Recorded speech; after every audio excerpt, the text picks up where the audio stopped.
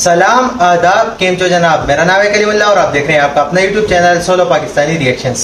उम्मीद है कि आप सब लोग खैर खैरियत से होंगे, जहां भी होंगे खुश होंगे, आबाद होंगे, एकदम बढ़िया होंगे। अगर आप हमारे चैनल पर नए, चैनल को अभी तक सब्सक्राइब नहीं किया, चैनल को सब्सक्राइब करें, लाइक करें, कमेंट करें, दोस्तों के साथ शेयर करें, बेल आइकन जरूर दबाएं ताकि आने वाली तमाम वीडियोस का नोटिफिकेशन सबसे पहले आप तक पहुंच सके।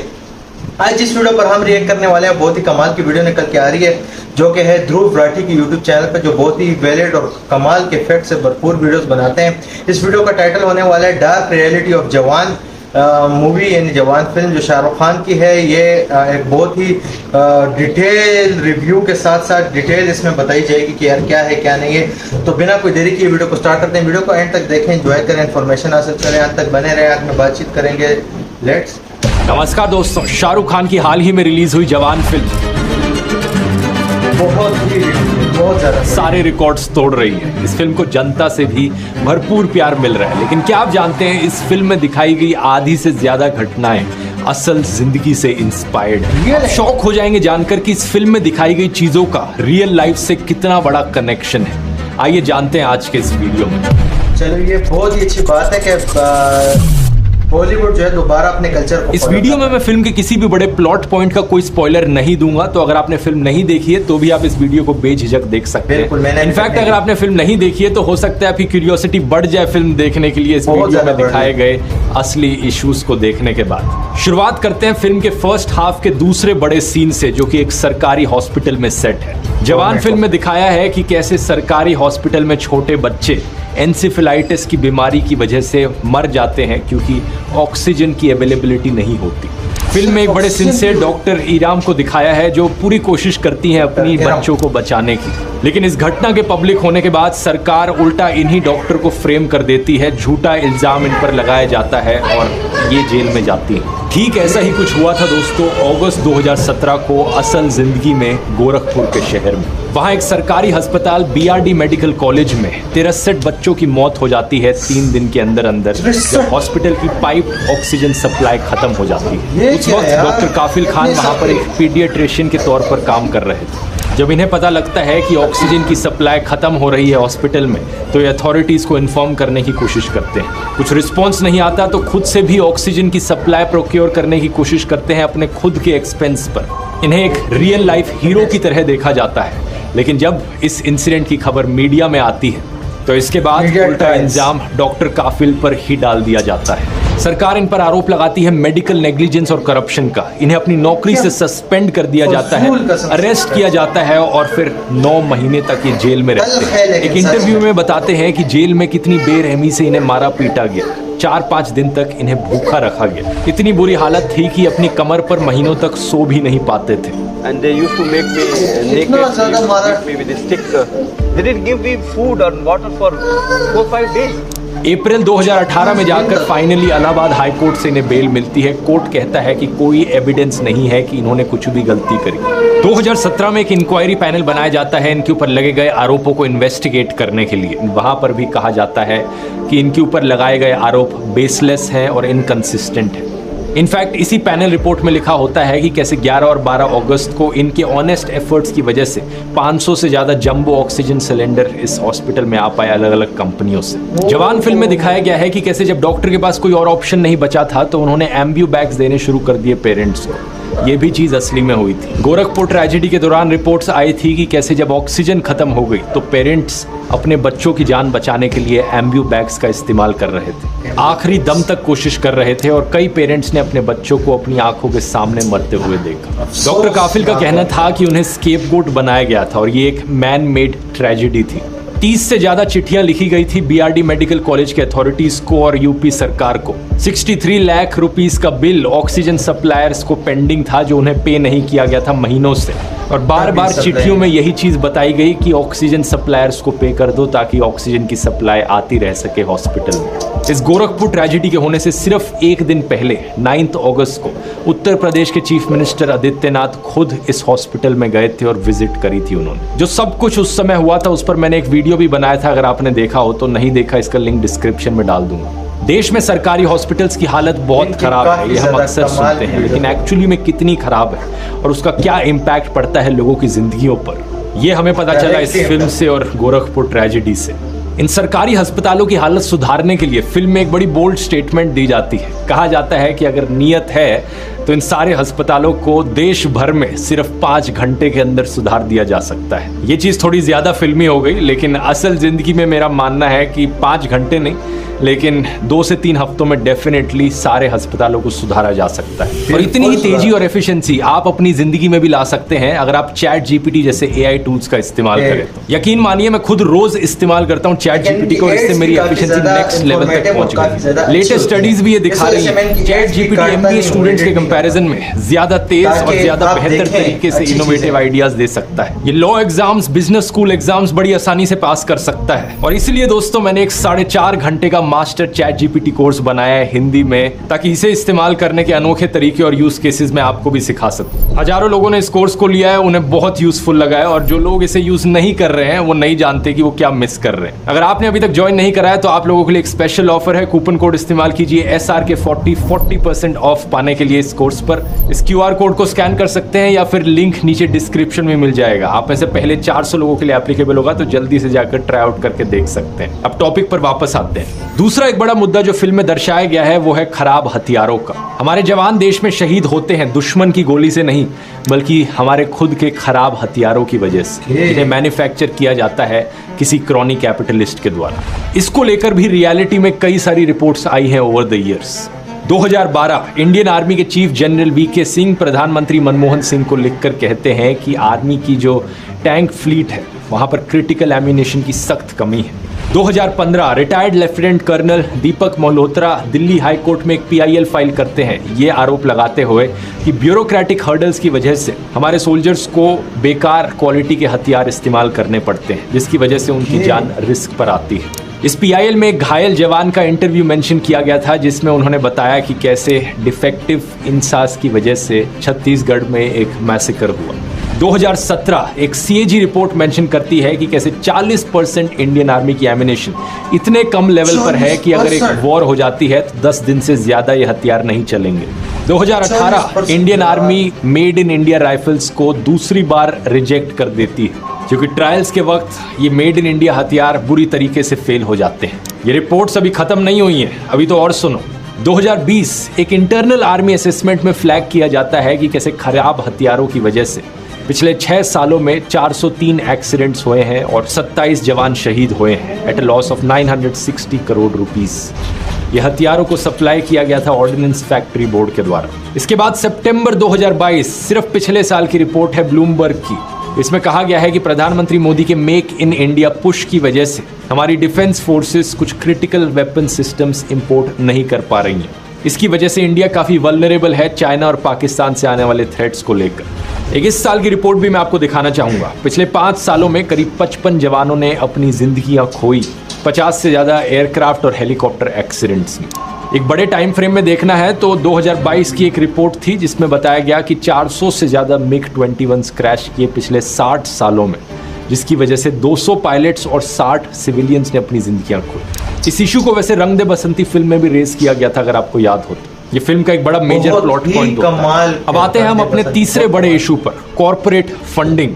जवान फिल्म में दिखाया गया है कि कैसे सीक्रेटली कॉर्पोरेट पैसे का इस्तेमाल किया जाता है पॉलिटिकल पार्टी की फंडिंग के लिए। इसी को लेकर 2017 में एक बड़ी चीज हुई थी हमारे देश में। मोदी सरकार ने फाइनेंस बिल 2017 पास किया था, जिसके जरिए पॉलिटिकल पार्टीज को सीक्रेट डोनेशंस देना अलाउ किया गया इलेक्टोरल बॉन्ड्स के थ्रू। इसी बिल में ये लिमिट भी हटा दी गई थी कि एक पॉलिटिकल पार्टी को कितना पैसा दिया जा सकता है चंदे में। आखिर कितना पैसा दिया गया? इस साल की जनवरी की एक रिपोर्ट आई जिसने बताया कि बीजेपी को 2018 और 2022 के बीच में 5270 करोड़ रुपीस की फंडिंग मिली सीक्रेटली। किसने ये फंडिंग दी हम नहीं जानते, हम नहीं बता सकते, क्योंकि यही बिल इन्होंने पास किया।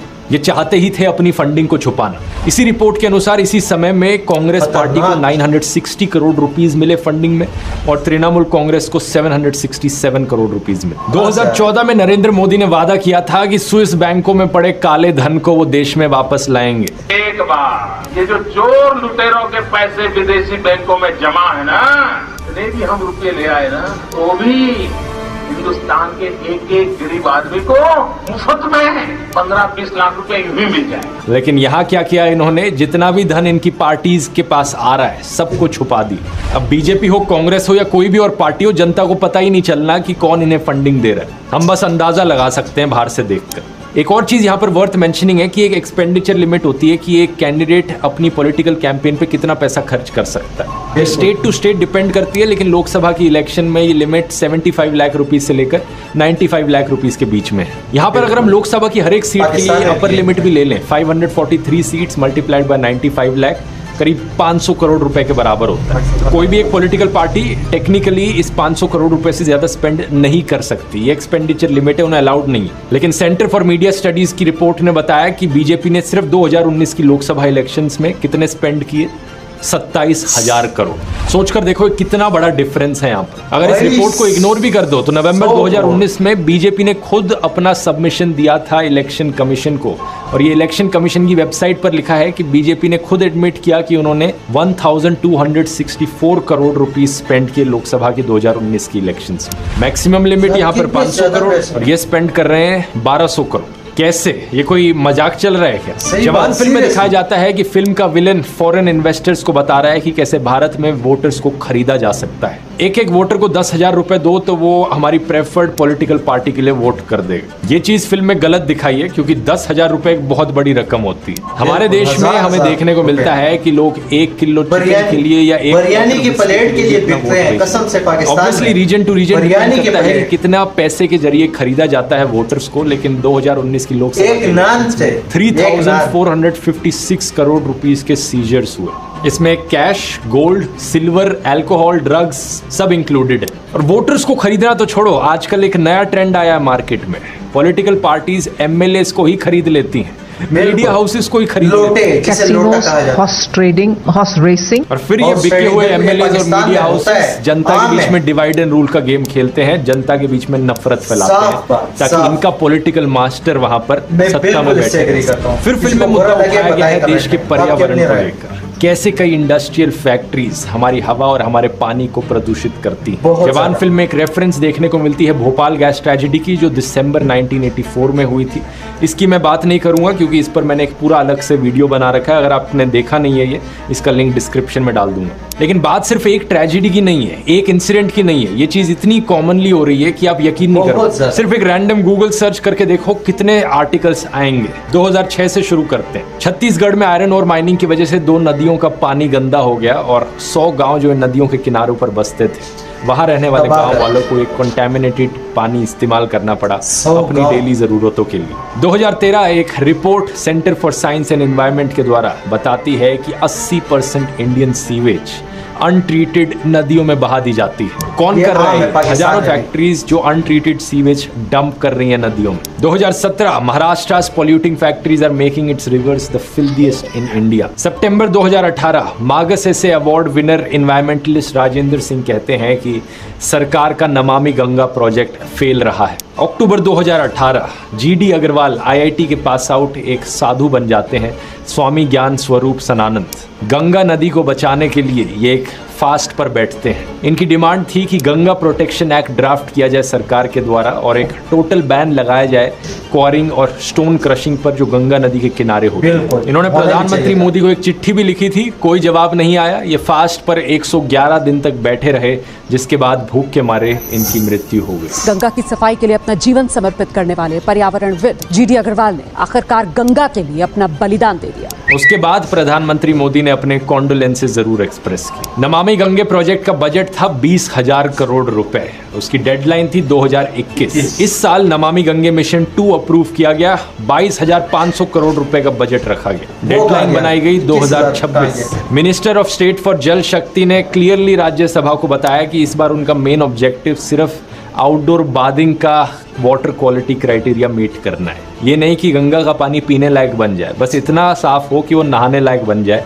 ये वो कोशिश करेंगे 2026 तक हो पाए। आगे चलिए, बाकी नदियां भी हैं। 2021 का article, Karnataka 1746 million litre sewage नदियों में हर दिन डंप करता है। 40% अनट्रीटेड है। एक्सपर्ट्स कहते हैं कि इसका ब्लेम फैक्ट्रीज और इंडस्ट्रीज पर जाता है। अप्रैल 2022 उत्तर प्रदेश के नोएडा में हिंडन नदी का पानी इतना खराब है कि नहाने लायक भी नहीं है वो। सितंबर 2022 झारखंड की दामोदर नदी का पानी टॉक्सिक बन चुका है।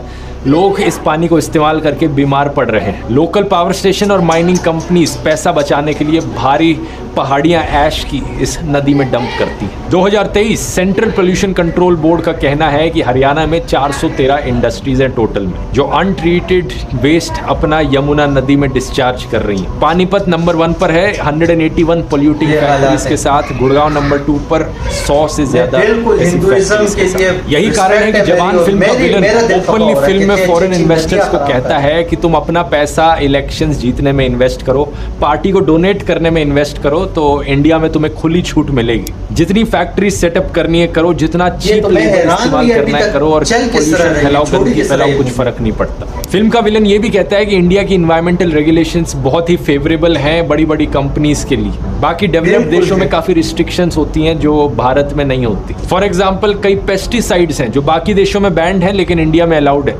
सुप्रीम कोर्ट एक पिटीशन सुन रहा था, 116 डेंजरस पेस्टिसाइड से रिलेटेड बैन की मांग करी गई थी। 2013 की बात है जब एक अनुपम वर्मा कमेटी कॉन्स्टिट्यूट करी गई थी इन डेंजरस पेस्टिसाइड्स को इन्वेस्टिगेट करने के लिए। इस कमेटी ने सिर्फ 66 पेस्टिसाइड्स को रिव्यू किया और अपनी रिपोर्ट सरकार को सबमिट करी 2015 में। लेकिन सालों तक सरकार सोती रही और 2018 में जब सरकार ने एक्शन लिया तो सिर्फ 12 पेस्टिसाइड्स को बैन किया गया सरकार के द्वारा। डेंजरस पेस्टिसाइड्स को हम स्लोली फेज आउट करेंगे, तो 116 डेंजरस पेस्टिसाइड्स में से सिर्फ 18 को यहाँ पर बैन करने की कोशिश करी गई। इसके बाद एक और कमेटी बनी थी SK मल्होत्रा के, जिसमें कुछ और पेस्टिसाइड्स को रिव्यू करने को कहा गया। इस कमेटी ने 2020 में कहा कि 27 पेस्टिसाइड्स पर बैन लगाना चाहिए इंडिया में। और 2022 में सरकार ने एक और कमेटी बनाई और उस कमेटी ने एक्शन क्या लिया, सिर्फ 3 पेस्टिसाइड्स पर बैन लगाया, वो भी फरवरी 2023 में जाकर। तो अब सरकार का जो एटीट्यूड है वो समझ ही सकते हो क्या है। देशवासियों की नहीं बल्कि क्रॉनिक कैपिटलिस्ट की चिंता करते हैं। अगर थोड़े से ज्यादा पेस्टिसाइड्स पर बैन लगा दिया तो इन बड़े बड़े अरबपतियों का थोड़ा धंधा, उस पर फर्क पड़ जाएगा, उन्हें ना नुकसान उठाना पड़ जाए। जुलाई 2023 में सुप्रीम कोर्ट ने सरकार से सवाल भी किया था। सुप्रीम कोर्ट ने कहा था कि जब भी एक कमेटी एक रिपोर्ट निकालती है, तुम उस रिपोर्ट पर एक्शन लेने की जगह दूसरी कमेटी बना देते हो। आखिर क्यों है इतना मुश्किल इन डेंजरस पेस्टिसाइड्स को बैन करना जो बाकी देशों में ऑलरेडी बैन हो चुके हैं। अच्छा, इसके बाद हम बात कर सकते हैं फूड सेफ्टी रेगुलेशंस की। 2017 की इस खबर को देखिए। एक्सपर्ट्स का कहना है कि इंडिया में पोल्ट्री फार्म्स एंटीबायोटिक्स का इस्तेमाल कर रहे हैं। इतनी भारी डोज में एंटीबायोटिक्स दी जा रही है मुर्गियों को कि ये एंटीबायोटिक रेजिस्टेंस इंसानों तक पहुंच रही है। और इसका मतलब ये है कि जब इंसानों को कोई ऐसी बीमारी होगी जो एंटीबायोटिक रेजिस्टेंट, तो इंसानों पर ये एंटीबायोटिक्स काम नहीं करेगी। इसके बाद जाकर सरकार ने कुछ अच्छा काम किया था यहाँ पर कि 2017 में परमिसेबल लिमिट सेट कर दी थी कि मुर्गियों में कितना एंटीबायोटिक्स डाला जा सकता है, दिया जा सकता है उन्हें। 2018 की लेकिन इस खबर को देखिए, India's farm chickens dosed with world's strongest antibiotics. ये एक स्टडी करी गई थी ब्यूरो ऑफ इन्वेस्टिगेटिव जर्नलिज्म के द्वारा, जिसने पाया कि ये एक लास्ट रिजॉर्ट एंटीबायोटिक है, कोलिस्टिन। इसे कितनी भारी मात्रा में इंडिया में मुर्गियों को दिया जा रहा है। 2019 में जाकर यूनियन हेल्थ मिनिस्ट्री इस पर एक्शन लेती है और इस एंटीबायोटिक को बैन करती है। तो जहां एक्शन लिया भी जा रहा है वहां पर किसी रिपोर्ट का वेट किया जाता है, तभी एक्शन लिया जाता है। इससे आपको अहमियत पता चल जानी चाहिए फ्री मीडिया की। अगर सारा का सारा मीडिया देश में बिकाऊ होगा तो ऐसी रिपोर्ट्स छपेंगी नहीं और सरकार को कोई एक्शन लेने की जरूरत ही नहीं पड़ेगी। इन रिपोर्ट्स के बिना सरकार कभी खुद से एक्शन नहीं लेती है इन चीजों पर। बाकी देशों से कंपेयर कीजिए, यूरोपियन यूनियन ने एंटीबायोटिक्स को एनिमल फीड में इस्तेमाल करने से इस पर बैन लगा दिया था 2006 में ही। कितने साल पहले ही वो एक्शन ले चुके थे। इस साल जनवरी में यूरोपियन यूनियन की एक नई लेजिस्लेशन आई है जिसने हर तरीके की एंटीबायोटिक पर बैन लगाया है फार्मिंग में। उन्होंने इस पर भी बैन लगाया है कि जो मीट जिसमें एंटीबायोटिक्स यूज किया गया हो वो बाहर के देशों से यूरोपियन यूनियन में इंपोर्ट भी नहीं करी जा सकती। देखिए ये मल्टीनेशनल फूड कंपनीज कैसे इंडियन सरकार के इंडिफरेंस का फायदा उठाती है। 2017 में अमेरिका में कोई कंपनी से किया गया क्योंकि उन्होंने कमिट किया कि वो एंटीबायोटिक नहीं इस्तेमाल करेंगे अपने चिकन में।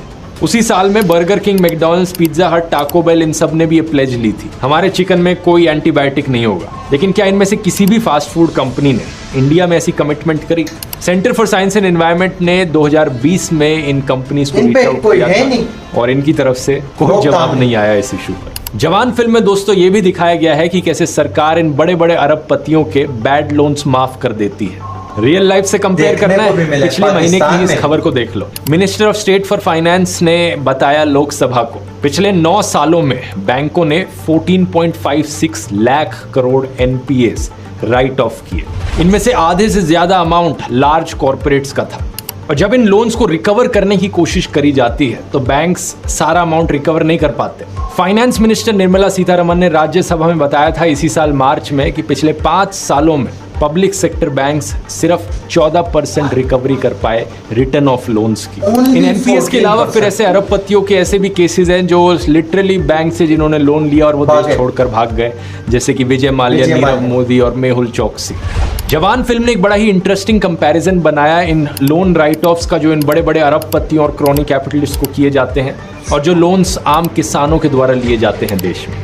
2019 की इस इंडिया स्पेंड रिपोर्ट को देखिए। टॉप 12 कॉर्पोरेट एनपीएस का खर्चा 2 गुना ज्यादा है as compare to farm loan waivers से। फाइनेंशियल ईयर 2017-18 से लेकर फरवरी 2019 के बीच में 10 स्टेट गवर्नमेंट्स ने फार्म लोन वेवर्स दिए थे, जिनका टोटल अमाउंट था 184,800 करोड़ रुपीस। लेकिन जो टॉप 12 एनपीएस हैं उनका टोटल अमाउंट इससे ऑलमोस्ट 2 गुना है एट 345,000 करोड़ रुपीस।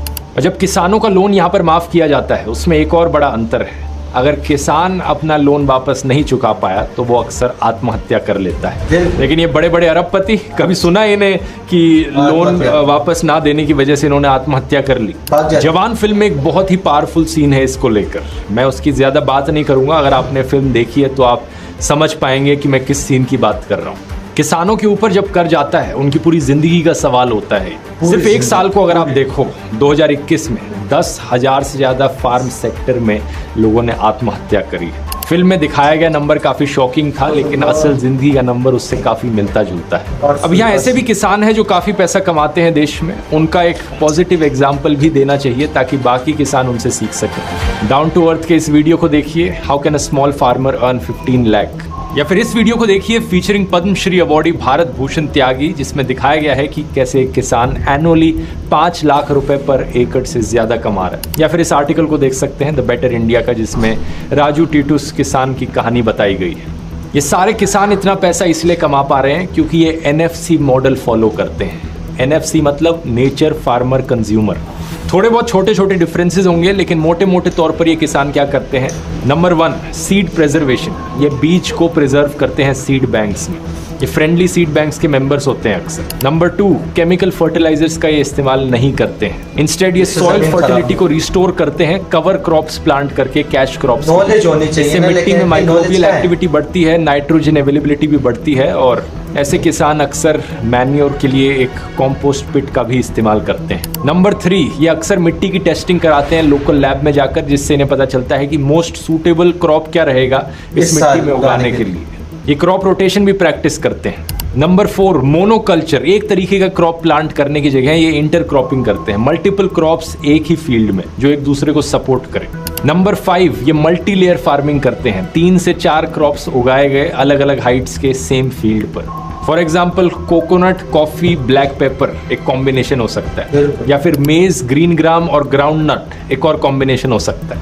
अगला, ये ट्रैक्टर का इस्तेमाल नहीं करते, अक्सर ये नो टिल फार्मिंग टेक्निक्स का यूज करते हैं। और साथ ही साथ ये फ्लड इरिगेशन भी नहीं करते, इसकी बजाय स्प्रिंकलर इरिगेशन या ड्रिप इरिगेशन जैसी टेक्निक्स का इस्तेमाल करते हैं। और पेस्टिसाइड्स और इंसेक्टिसाइड्स यूज करने की जगह ये मैरीगोल्ड, गार्लिक या ब्राइट कलर शीट्स का प्रयोग करते हैं। अगला, ये मल्चिंग की प्रैक्टिस को फॉलो करते हैं कि बचे हुए एरिया को ऑर्गेनिक मैटर से कवर कर दो ताकि वीड्स को सप्रेस किया जा सके और पानी को जमीन में रिटेन किया जा सके। और फाइनली ये लोग अपनी प्रोड्यूस को मंडी में डंप नहीं करते, बल्कि कोऑपरेटिव्स में ऑर्गेनाइज करते हैं और कंज्यूमर्स तक डायरेक्टली पहुंचते हैं, मिडलमैन को रास्ते में नहीं आने देते। ये बहुत ही बढ़िया मॉडल है जिसमें किसान भी खुश, कंज्यूमर भी खुश और पर्यावरण भी खुश।